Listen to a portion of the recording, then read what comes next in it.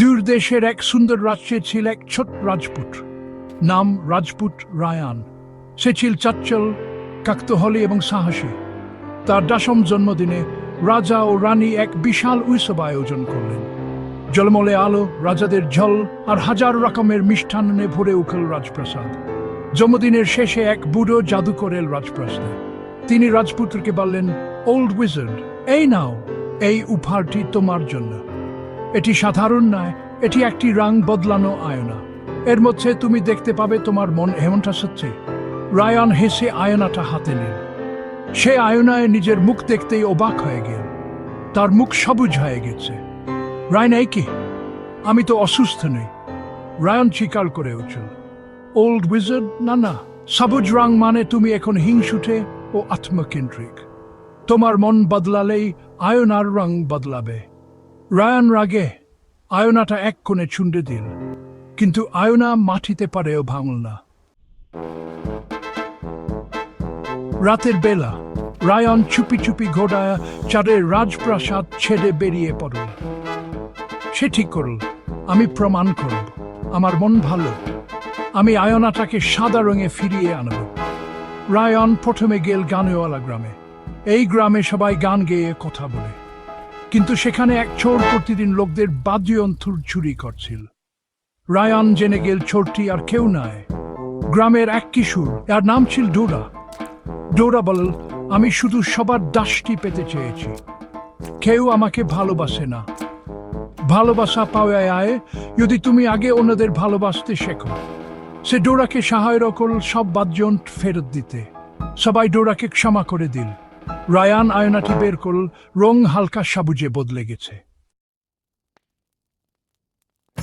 পরের দিন রায়ান গেল আগুনের উপত্যকাতে।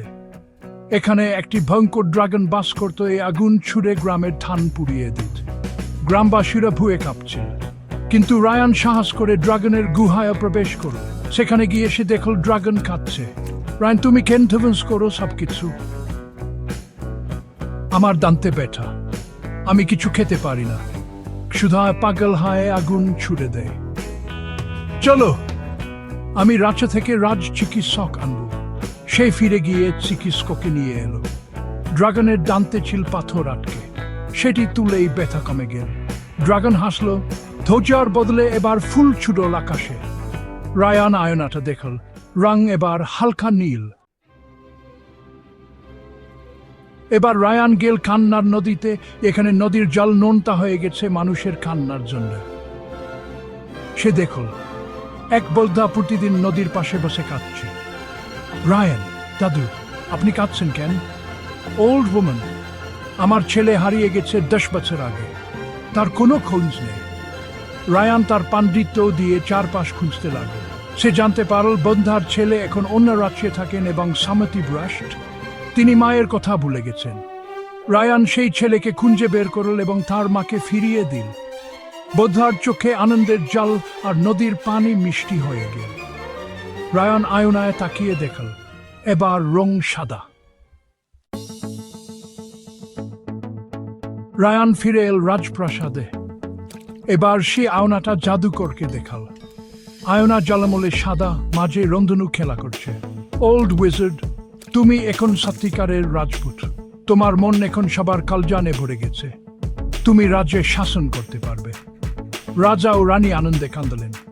রাজপুত্র রায়ান এখন শুধু রাজার ছেলে নয়, সে নবনির্বাচিত ভবিষ্যৎ রাজা। আর রাজ্যের গল্প, রাজ্যে এখন একটা প্রবাদ চালু আছে, মন ভালো থাকলে আয়নাও হাসে।